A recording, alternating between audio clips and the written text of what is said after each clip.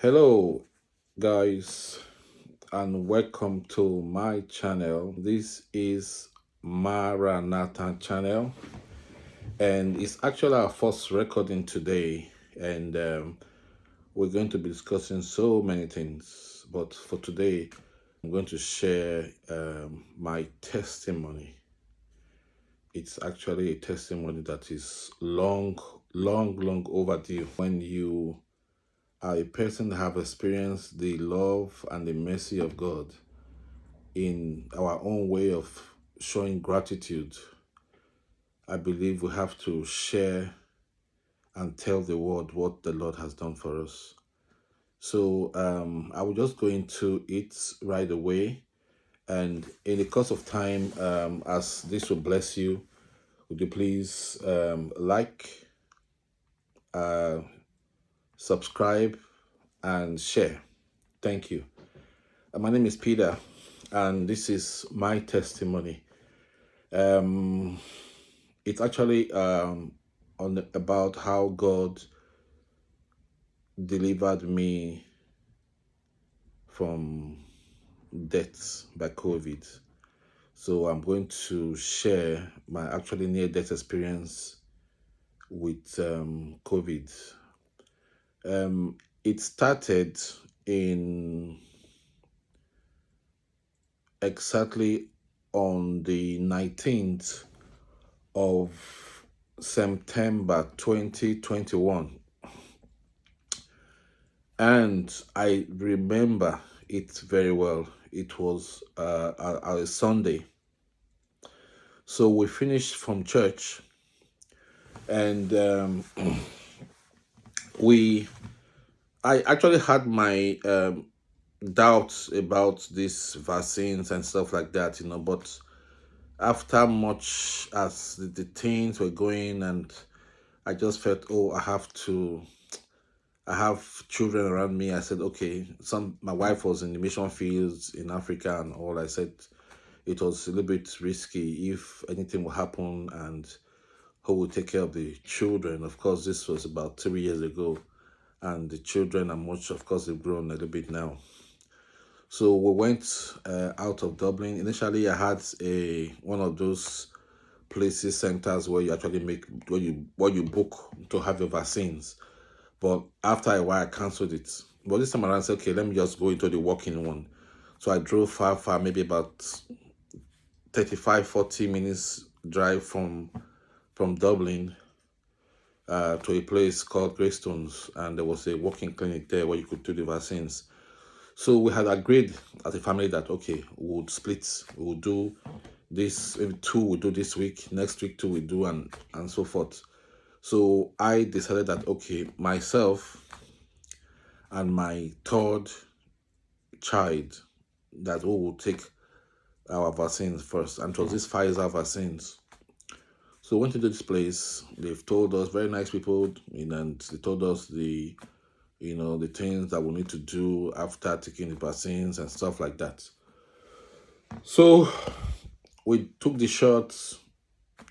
Happy days. We started driving home. Even before we even got home, my son was already, having the headaches and all.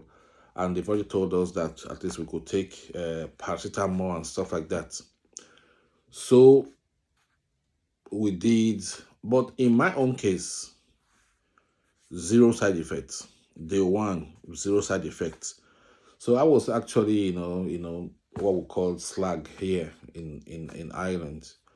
My son, they say, oh, he wasn't a tough guy, that is a tough guy. That is why I'm not feeling any side effect, Oh, go Africa, go Nigeria, stuff like that, But strangely, on the fourth day after I took the vaccine, I started having some strange feelings. I was really like getting tired and all. So, okay, I felt, okay, at the end of the day, maybe the vaccine is already beginning to kick in. So I started taking the paracetamol, like the Axe and stuff like that. But as time went on, I got sicker and sicker and sicker. And it got to a stage, I was actually in a dream, and I saw that my oxygen level dropped. Normally it should be around 100, sometimes 98, 99, but in this dream I saw my oxygen level had dropped to 56.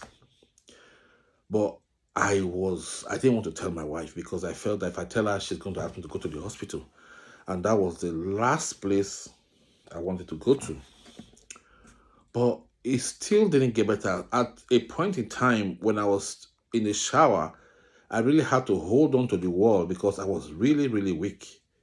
And I knew something wasn't right.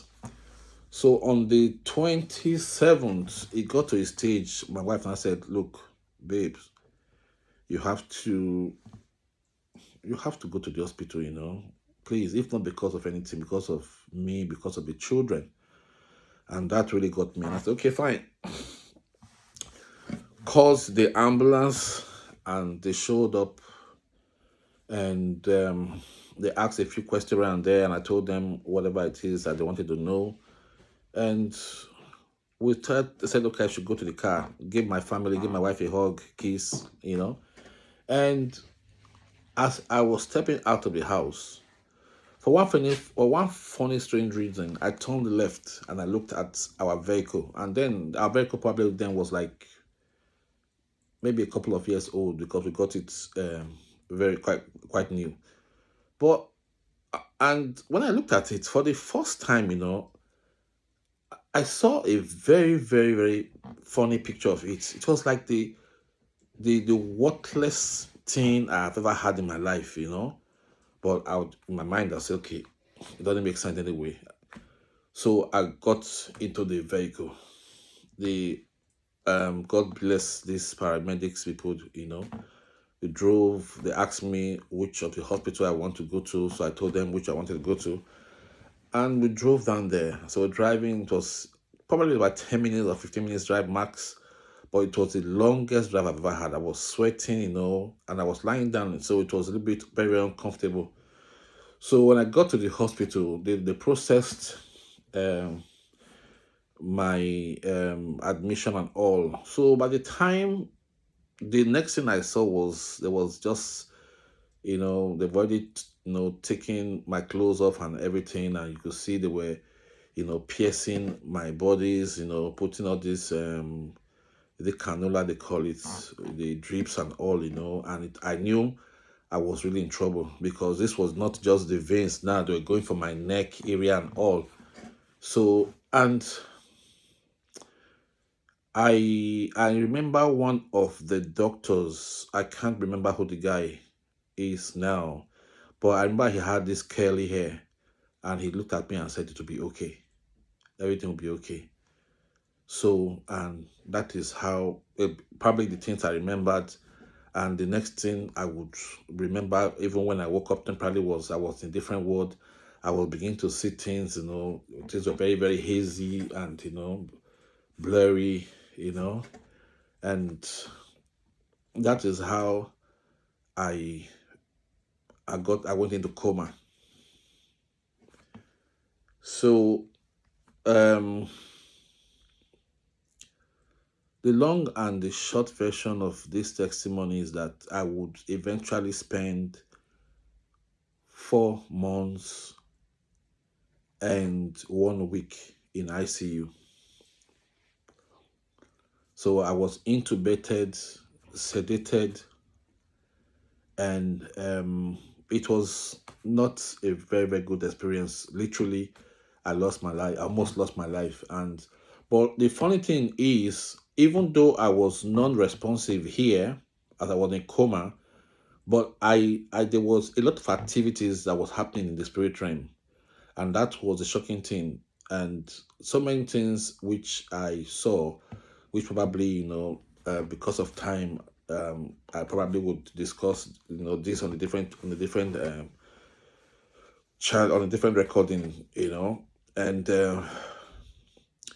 a lot of things I saw myself, I was back again like in Germany, and I saw myself in Africa, and there's one thing I will always want to say is that, and this is what I told my family and my friends. I said, in these realms, you don't control time, you don't control, nothing you control.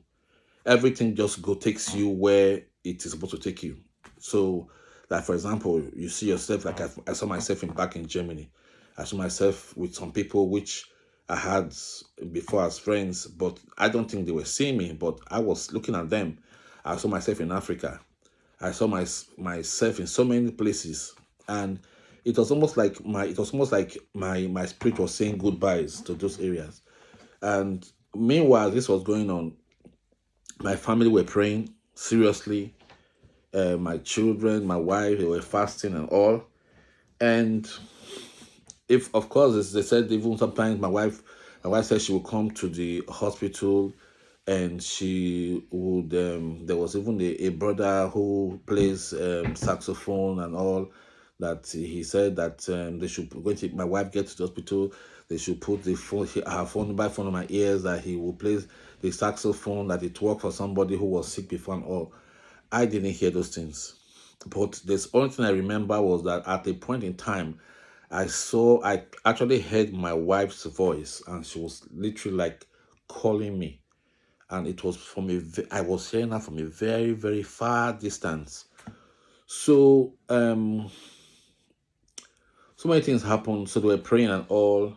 And even when I was in coma, I remembered I was in a place, and it wasn't really in this place. And I at least they got to a point where even when I was finally healed, when I came out of coma and everything, I was actually praying one day, and I was asking God that, okay, if that was it, why didn't I see hell or heaven or something?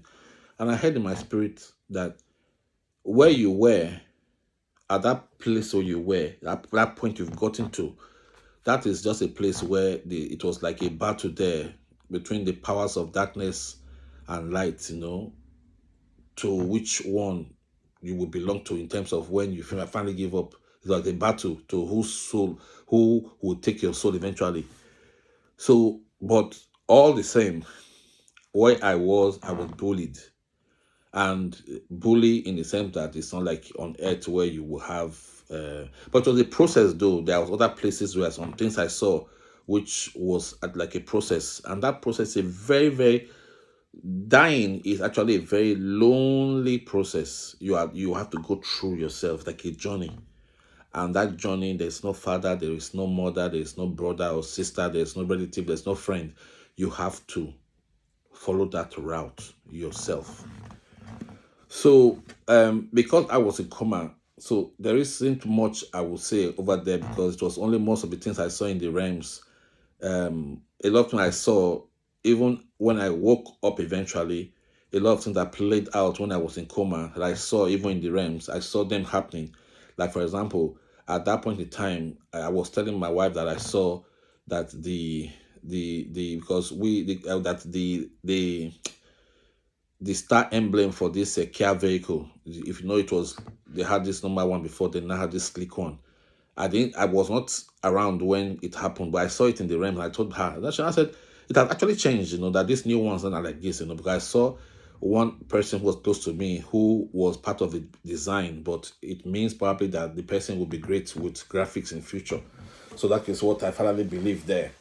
So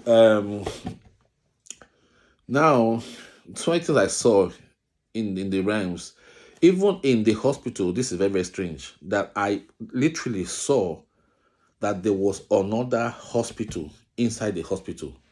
But I don't want to go into controversies and stuff. So probably when I would put up or write a book, I probably would write on those things I saw. So that is, you might go to what you see in the hospital is a physical hospital, but there is also a spiritual hospital in that hospital. So those who are spiritually inclined, maybe they might, pick what I'm trying to say. So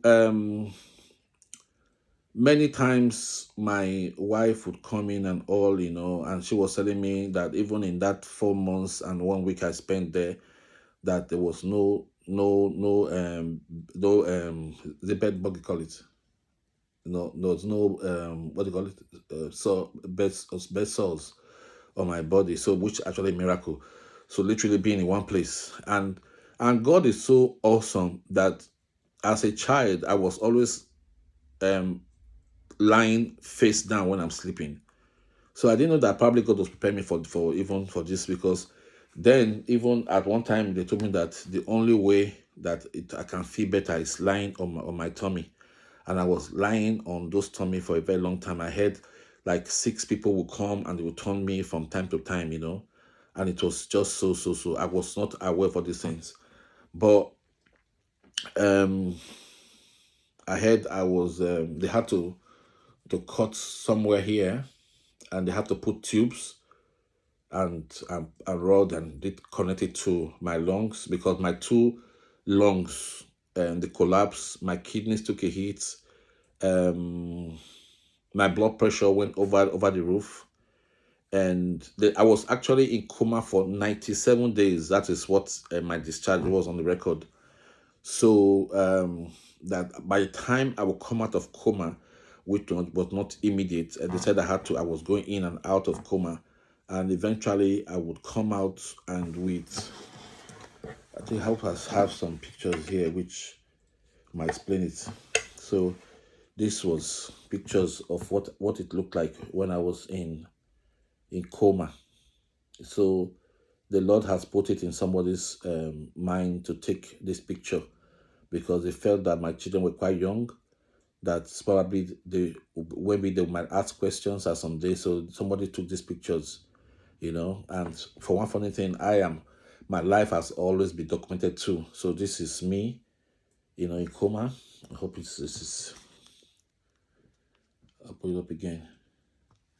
So that is me there, you see? And I think there's more pictures there. That's me again there. So you see, literally, it was like, yeah, literally I was gone. Anyways, and even I have more pictures, so at some point in time I will have to put all this thing up. And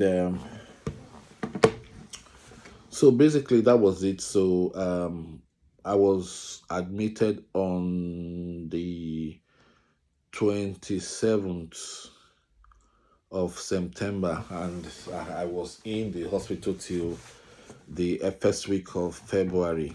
So the recovery it could only be, and before I forget, there was a place where I was, and this is probably what is very, very important, while my family were praying, and as they were praying, they were fasting, and a lot of God was showing them dreams and testimonies.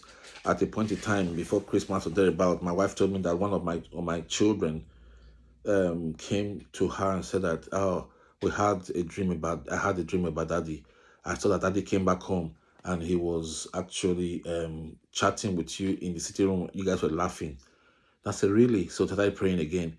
And for you to know the magnitude of what happened to me, the doctors gave my wife, when she was asked, because she's actually a microbiologist by profession. So she, by the mercy of God, she had some access into the hospital, which then a lot of people could not come in. But because she spoke the medical terms with them, so she just God gave her favor, and she was always coming in. She would go drop the children in school, come and see what the progress report and everything. So it was a battle, and it got to a stage. The doctors, they've come together, and they called my wife and said, we have to be serious, with you on this matter, because now he has been in coma and for a while now, and we did not see from our monitors, we did not see any brain activity. We do not see any brain activity. We don't see any activities in his body, and he's just on this ventilator. So they were going to make up their mind about what to do, because as it is now, even when I survive, considering that I have been in coma for that long, so what would be my how would my brain be, and it's probably in a vegetable state or something like that. So they had that assessment made. Then at the point in time, they spoke to her and said, look, they had to be sincere with her, that this time around they said my oxygen level was already dropping into the 20s. I think they call it SpO2. So they now said that there's 1%. When she asked me, okay, so what's the what's the percentage now? Give me something to work on in terms of for survivor for him. And they told him to, in all honesty, 1%. 1% chance of survivor. So my wife took that word and she took it to God, and she called and she prayed and prayed and prayed and prayed, because they said that they were going to have a meeting, that they were going to to call her in about 1 hour, and they were going to probably ask her to come and say her final goodbye, so they can take me off the ventilator so I can rest in peace. So she actually, went into. I mean, my family, they were in bits. So she called, she cried, and so many things. I said, she told me that she spoke to God and said, this, my marriage to this guy, it's supposed to be till old age. So why? And she cried and prayed and all, and she reminded, because say she reminded God again, that she prayed for this man when she was in Israel. So that was when she prayed and told God the kind of man she wants to marry, and God brought me into the scene eventually as time went on and all. But the miracle is that after 1 hour or thereabouts, the next phone call that will come in, instead of them asking her to come and say final goodbye, it was not like, ma'am, whatever you're doing, just keep doing it. We are beginning to see signs, you know. Well, there's no guarantees, but at least we're beginning to see some signs there which we're not seeing before. So some brain activities, but they cannot really say, if this will be the magic number or something like that. So, and she said that was enough for her. So they were praying again. So, and that's all of a sudden, things started, coming back gradually. And I remember actually that in the realms, there was a place I was in, and this place I remember very well. It was like a very, very huge, mighty hall. And in this hall, you had all shapes, sizes, race of people, and they were just lying. I was also lying. They were stone dead, like people who have been in the morgue for so long. But they had like relatives who were sitting by their sides, and they looked like probably like minders. So whatever it was, because I was lying down, I had a view and I saw a personality walk into that hall. It was a big hall. And that personality, I have to be honest, I didn't see the face. But I saw from the waist down, and the person was wearing like a white garment.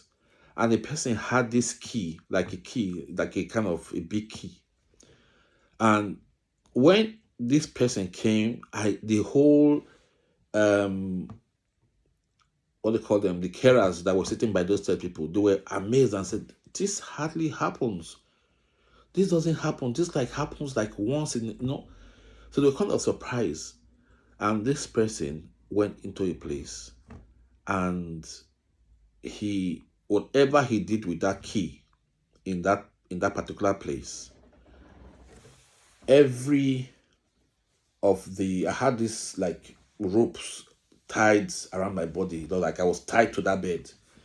And as that personality used the key to unlock something, it was just like remotely, all those ropes on my body, they started to lose. They were losing up. And I just started using my hand to remove everything, just like the way you use your hand to move cobwebs out of your body. And I believe that was the same time I started making recovery here on earth. So then I was so weak. So weak, so weak. And it's very, very funny that some, like I said, there's a lot of things that I saw even in the realms that even I even see that they were even trying to kill me, even in even people who I saw in the realms who were in the hospital of inside the hospital.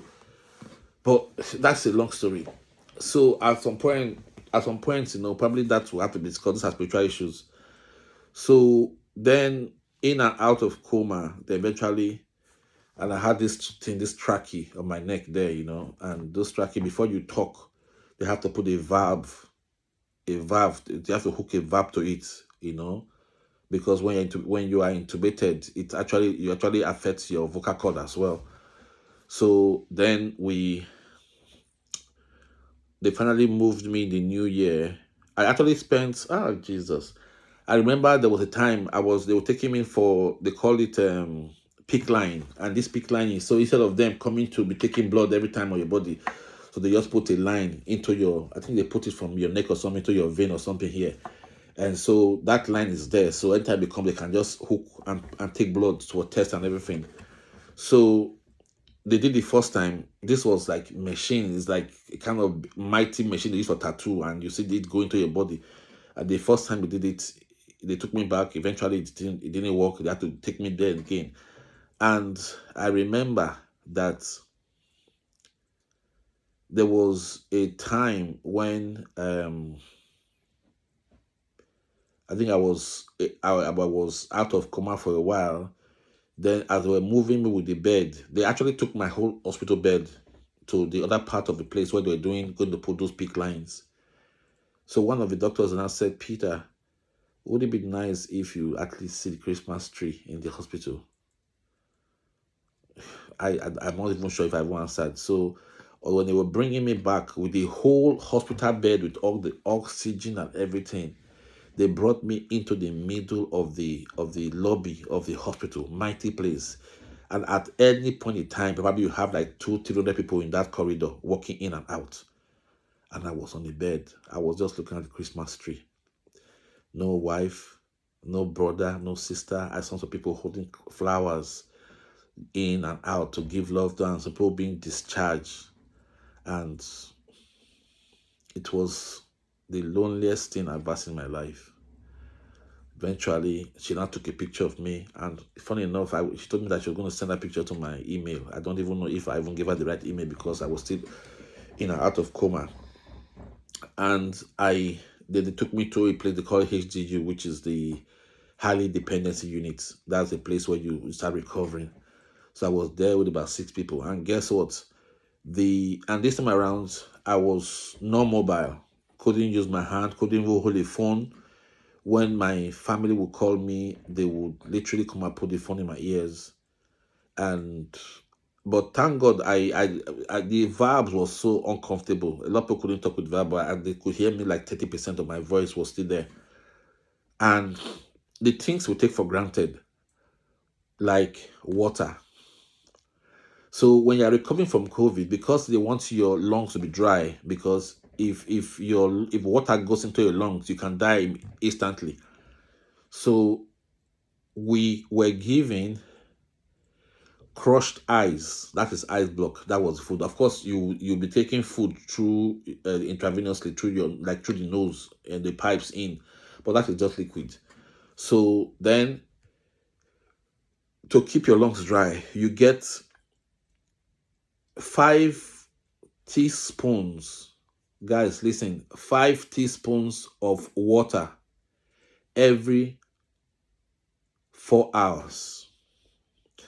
5 teaspoons of water every 4 hours. There was a guy who was threatening to kill himself because he couldn't do without water. I think that guy's name was Pedro.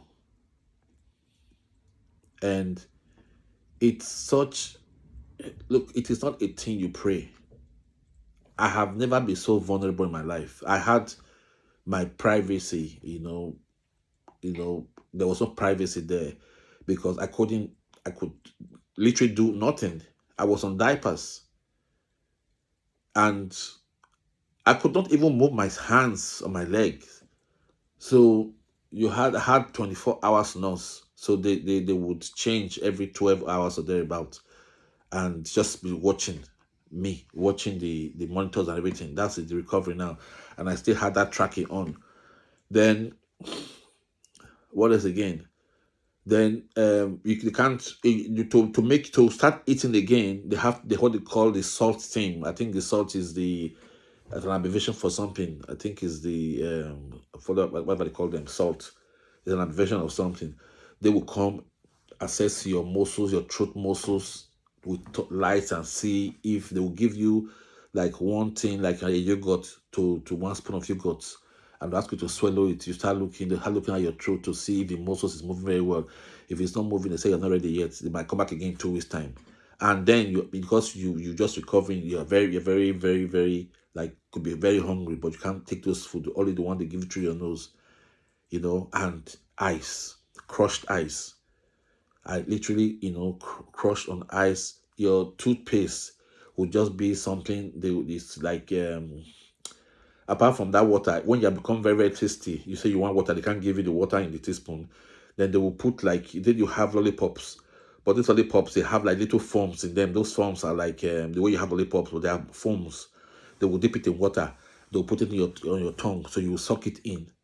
That is, and they can't give you so much of that so that you don't go and put them in trouble. That is, those are the nurses now, you know. Then to the brushing of teeth, we just I had even at one point in time my hair was all grown. The caretakers had to come and shave me, my beards, even as I was there. When you are wanting to go to do the toilet thing, number one, number two is on the bed there. They'll come and change you. You have six what they call them in the hospital. They have the nurses and you have the those people who help the nurses. I've forgotten the name they call them now. So the head assistant or something like that. So they will come three on this side of my bed, three on this side. They have the way, they'll flatten the bed. You see, this breath that we have, that God has given us, that we do not appreciate when you are in that space. Because normally the bed, the those bed that you can recline or take up. So to change me or to change anybody in that condition, they will have to flatten the bed. So because I was fixed on the ventilator, so the oxygen I was getting was now almost like kind of reduced. I would literally be begging, please hurry, guys, hurry up. I can't breathe. Hurry, hurry, hurry, hurry, hurry, hurry, please, hurry. Immediately they change the things, they really pop me up again, and I'll be panting, ha, ha, ha, ha, you know. So many things. So this is on the breath now, you know. So then, by the time it's now there was a time when the trachea actually, disengaged, and I was actually, having some. I was actually, I'm being asked some questions by the nurse that was with me. The next thing, I was feeling that I was just dying. I was like, I can't breathe. I can't breathe. I can't breathe. I can't breathe. I can't breathe. So the next thing, she got into a panic, and they were calling, making calls. The next thing, the doctors, at this time before the doctor came, I was already fainting. So they now came in and I think they now adjusted the trachea on my neck. So then the ventilator they could see that there was something which was not right there. So then I fixed it and everything. Before the time I woke up, as I was still alive, I was so thankful to God. So then the real thing I started, the physio. So by the time I was now awake, so one day the guys came in from the physio and said, Peter, can you please just try and sit up? Guys, you won't believe it. I could not sustain myself on a bed to sit down. So a guy now climbed behind me on my side, then I stabilized me in bed. Then I asked me to try to use a walker to stand up. I could not. So the muscles that God has given us that we can use in sitting and running and stuff, we really, really have to appreciate God. So eventually, then they now got me something. This is like a hydraulic kind of a lift. So I will hold it. When I hold it, they will use the machine to lift me up. I will hold on to it. So when I will stand up, I will be shaking, shaking, shaking, shaking. I say, please, I'm going to fall. I'm going to fall. I'm going to fall. Then they'll put me back again. I'll sit down. So they were doing this. Then they'll not take me with the what you call the sling. That sling, the weight, sling, the weight, like a belt on your body. So they will you hook it to the machine to move you off from the bed, put you on what they call the commode. That commode. This was after I was not recovering now. Then they will now put you on the chair there. You can do your number one, number two there. They will clean you up and you go back again to the bed. And that it was how it was. It was, and I think at some point in time, they started with yogurt and all. By the time they were actually going to take me to a specialized place for physio, because, and I said no, I have already stayed this long. I have to go home. I will anything I'm doing, I will do at home. They tried and tried and tried and tried to convince me. I said no. So because one nurse, God bless her, told me that, Peter, you have a right to say no to anything they tell you. Because I want to take me to a far place, which probably would maybe it cost me a year there to recover. And I said no, I would recover. So eventually they now took me from there to one other ward, and from that ward I was still not working. Then from there I was not doing physio every morning. It was horrible, horrible, horrible. Then after exactly on the 4th of February, they now gave me a letter of discharge. So I actually left the hospital on a wheelchair, and they have given me 4 years to recover. 4 years. They said it would take me a minimum of 4 years to recover because of what my body had gone through. Because I was just in bed in ICU. Imagine 97 days in coma and all the other days, making 4 months and 1 week, almost at 1 week in the same place, not no movement. So all my muscles have collapsed. I had to walk like a baby again, using walkers and all. And when I came home, my staircase in the house, normally that would take me a minute or two to climb. At times I would spend 15 minutes climbing the staircase. I would one step like that. But the miracle is that they gave me 4 years to recover.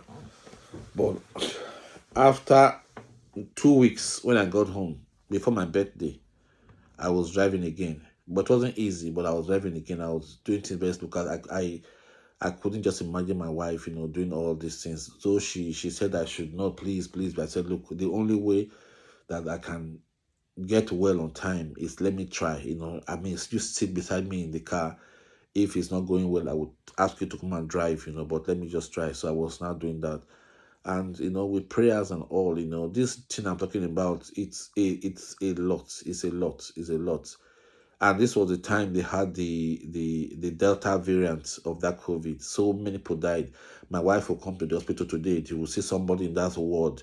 When she comes again and say, well, that person, person, he couldn't make it, person have died. Male, women. There was even a guy who actually had my name as well, Peter as first name. The guy didn't make it, he died. So many people died. So many, so many. So for me, I knew that God has kept me alive, for a reason. Even in the hospital, some people, funny enough, they called me Lazarus. They called me Lazarus. So that's what, like a nickname, because of a lot of people saw me when they brought me in. They said I was literally gone. So when I saw me, and my nurse coming to meet me, she came to the ward when I was recovering in one of the ward. And when she passed, she came back and said, "Excuse me, is your first name Peter?" I said, "Yes." She now said, "Wow, wow, wow." I said, "You don't know me. I was on duty when they brought you some time ago, It's amazing, amazing, amazing how you made it. Oh, amazing." I was like, thank God, thank God. And there's one thing I have to say. This is very, very funny. Because I used to do coverage for photo coverage back then, long time ago for the Redeem Holy Ghost service, that's in Europe here. So I have a lot of photographs and photographs. Some of the, some photographs, when you give photograph, maybe you give some, maybe an album, there will still be some leftovers. So I have this photograph of Pastor Adeboye when he was on stage many times. So I have it in a box and everything. So I've already made up the album, given to the church. So I have those extras in the house and all. So my wife, being desperate out of desperation, so if she was just walking by faith, do everything. So she now took some of those photographs by faith. She now came and pasted them on the wall of my bed. I was in coma. I didn't know. But strangely, in the realms, I saw myself that I was in the hospital bed, and that bed was not like a car, and the bed was like outside the hospital.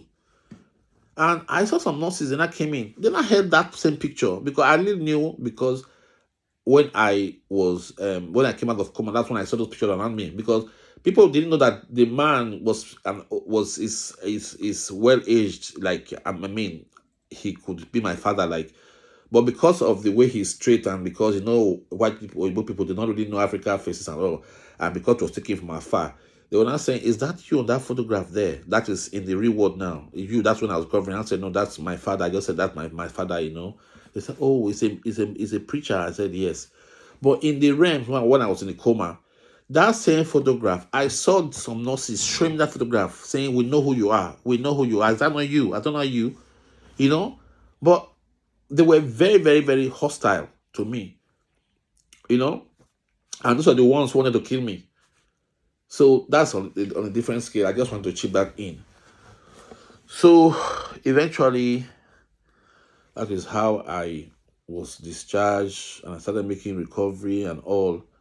So I knew that God has given me another chance, and I was like, I have to do something, because you see, God is a merciful God, and in us, in our own way of being appreciative of God, we have to do, at least do something. I am not a preacher, I'm not a pastor, but the mercy of God upon my life is just so obvious, so obvious, and I can't continue to hide anymore. So I have gotten all this equipment. I bought them a few months after I came out of hospital, because even in hospital I was actually, talking about Jesus, talking about God, but all of a sudden I slided again. I wasn't like going to sin or something, but that zeal to do this channel, even the name, it was I believe it's the Holy Spirit that gave me that name, uh, Maranathan. I think it means, "Come, Lord, come," or something like that. "Come, Jesus, come." And this was actually a name I have gotten a long time ago, because in 2013, something strange happened. I actually traveled to Africa to bury my father. And when I came back from that trip in 2013, it was in August or thereabout. This probably is what I will discuss again on another video I will make. So I don't want to bore you guys so much. But what happened was, this was an encounter I had where I saw a printer that was not plugged. I saw a Bible verse pop out of it, slided, like printed out of it. It wasn't plugged, no cable. I still have it in the attic upstairs. I had to put some in my altar there where we pray and all. So that is from that place I saw that "Come, Lord Jesus, come." And I actually went one time to Belfast too, and there was a B&B. I stayed. Then I was living in Germany, and then I just had my first child. That was in 2000. So we stayed in this B&B.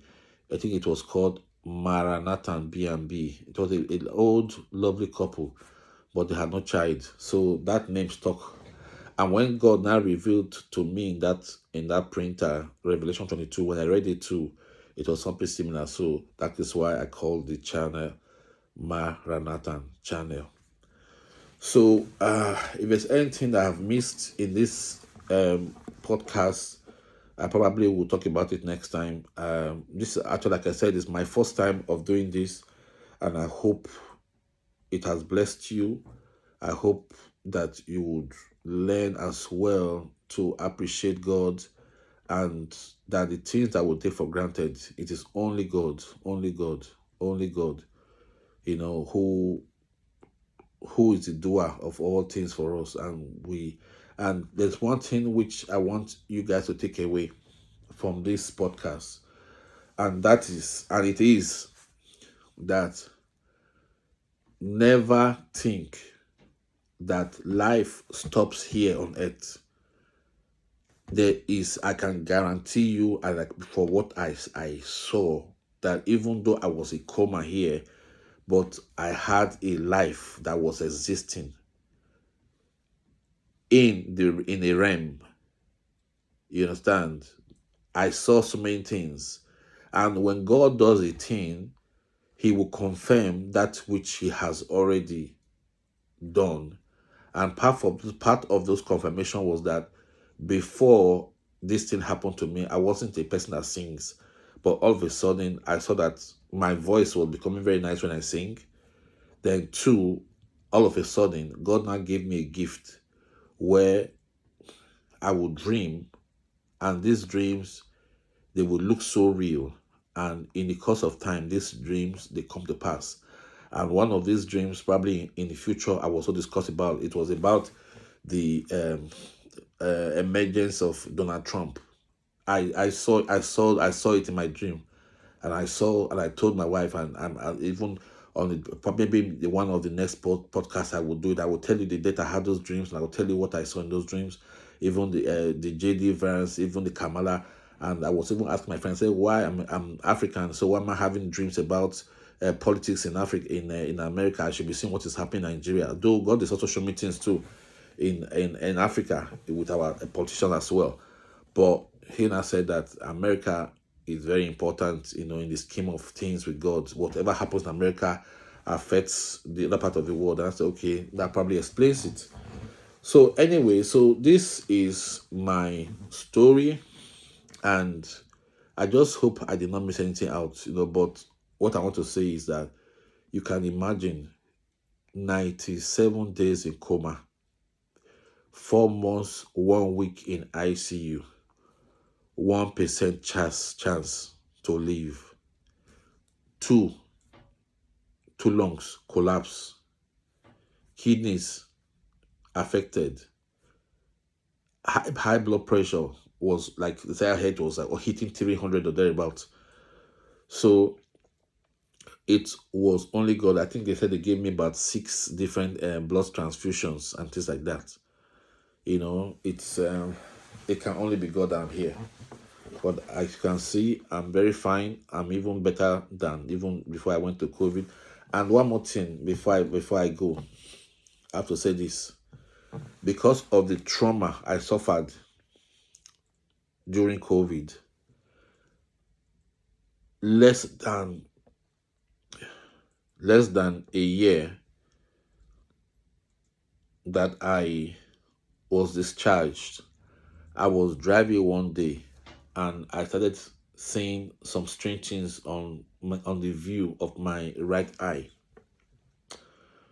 So I didn't know what it is. Initially, I was thinking maybe it was my nose I was seeing, so I would put my hand on my nose, but I was still seeing the view.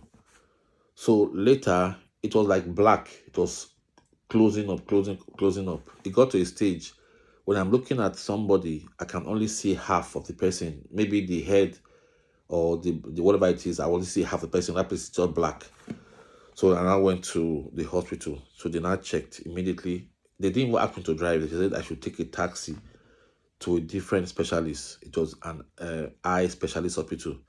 When I got there, immediately they said I had a retinal detachment, that they have to do surgery, or else I will lose my sight. So immediately they did that surgery, and it was actually from the trauma I suffered during COVID.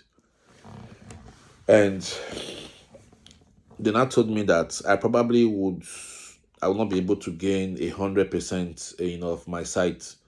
That maybe between 60 and 70. For me that was like wow. So then they said the surgery was successful. And they said it would take some time when it heals, and they gave me eye drops and everything. I'll have to go back again. I will go back for this thing. They said, okay, maybe after some time, I might have to do cataract surgery on it, because when that surgery is done, that the it's very very easy that you get cataract on that particular eye. That's okay. And I said the left eye was not affected. They said, but so that it doesn't happen on the left eye, that they should strengthen the muscles there with laser. I mean, this is a new territory for me. Before now, my God has blessed me with beautiful eyesight. Before, my eyes were so good that even I see speed cameras before they see me. That's to tell you how good my eyesight it really is. So when they now did it, the eye which was not affected, which they did the laser on, after a few days, I started seeing some things on it. I went back and said, "This is what I'm seeing." They said, "Oh, these are called floaters." And I said, "But you guys said that it's a safe." They said, "Yeah, but it is not. It's not from the surgery, that it's a thing that would have happened already. Is this? Is that? Is that? And when you do surgeries, you sign undertakings that you can't sue them, or you can't do stuff like that." And I said, "Okay, fine." Then the eye which they did the operation on, which they said will get better, I wasn't seeing on the eye. I wasn't seeing. So I kept on driving. 1 year thereabouts. It got to a stage I literally was only had one eyesight. And that one eyesight had floaters in it. Floaters are these things that like look like cobwebs, and they float around your view. So I was praying to God. One of my pastor friend, who is almost like a big brother to me, and told me that, "Peter, tell God that you need the eyes to do his work. You need the eyes to read the Bible. You need the eyes to do God's work." So I was, praying. So then there was nothing I was saying. Even it was so bad that if I put if I close the left eye, if somebody is standing, before me, I can only see the shadows. I can't make of it if it's a man or a woman or a child or something. So it was really, really frustrating. So I was like, oh, so am I going to end up, having eyes? So all of a sudden, I got a letter that they've referred me to a different hospital for the eye, for the surgery for the cataract, because it was already due to be done. And mind you, to tell you that this is a miracle, that's what I'm saying. The retinal detachment happens behind the eye. Okay, cataract is just a film in the front of the eyes. So normally, a cataract removal is not supposed to affect what the image from the back of the eye, because that was where the detachment happened. And even before the cataract started forming, I wasn't seeing. I probably was seeing like maybe 10 or 15%, just like shadows. So, and I went to a different place. That was on the 11th of January. Before that day, I now fasted for a week. And I said, "Lord, please, as they do this surgery for this cataract, Lord, whatever they want to do it, give them the wisdom. Whatever they do, Lord, let this eye, let it begin to see again." And God answered my prayers. They did the surgery on the 11th. They took a cataract out of the eye. 3 days after I looked, as the eyes was healing, I saw more light coming in. Then, about 4 days after, I was beginning to see even better than the left eye. I was like, wow, God. I was so, so, so happy. So to God be the glory now. My two eyes are back. I can see. You see, you can hear about the stories of a blind Bartimaeus. But if you suffer blindness, you really know that God is good when He gives us two eyes to see. Well, so this is my story, and I hope you are blessed. Like I said, excuse me. Like I said, please like, subscribe, and share. Let's take this thing, to a higher level, and let's get more people so we can talk about so many things. There's so many things I want to talk about: business ideas, faction, health, supplements, different things, lifestyle, news, all everything. So that is all I have for you guys today. I hope I'm not taking too much of your time. So I thank God that I could do this, because imagine, I have been left hospital since the 4th of February 2022, and I had wanted to do this since. But then I said, no, this is just, I just have to. I said, Lord, I've been praying, Lord, help me set up this channel, help me. So, but yesterday I said, today I will have to do this. I will have to do this. I was not even ready, but I came back, this evening after I went out with my children, and I said, today is the day. So, and I thank God that first, on the 1st of February, God has finally helped me to start this channel. So anywhere you are, as you hear it, may God bless you, and may everything work out for you. May you experience the mercies of God like as I have experienced. And please, please, always pray. God bless you. Thank you.